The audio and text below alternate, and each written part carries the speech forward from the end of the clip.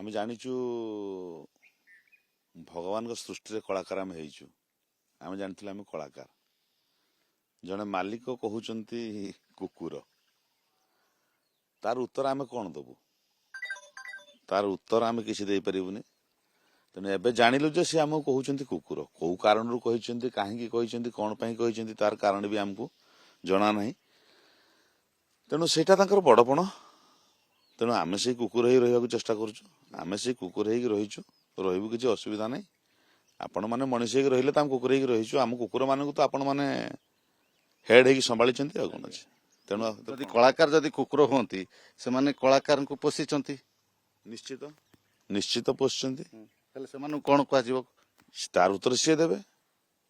ତାର ଉତ୍ତର ସିଏ ଦେବେ। ସେଟା ଆମ କହିବାଟା କଣ ହବ? ତାର ଉତ୍ତର ସିଏ ଦେବେ, ଦର୍ଶକ କହିବେ। ସିଏ ଯେତେବେଳେ କୁକୁର କହିଲେ ଆମମାନଙ୍କୁ ନେଇକି ବିଜନେସ କରୁଛନ୍ତି। ଆଗରୁ ତ ଅଲଗା ପ୍ରକାର ଥିଲା, ଏବେ ଅଲଗା ପ୍ରକାର ହେଇଛି। ତେଣୁ ସିଏ ଯେତେବେଳେ କୁକୁର କହୁଛନ୍ତି, ଏତେ ବଡ ମହାନ ବ୍ୟକ୍ତି, ସିଏ ନିଶ୍ଚିତ ଭାବରେ ଚିନ୍ତାଧାରା କରିକି କହିଥିବେ କାହିଁ କୁକୁର।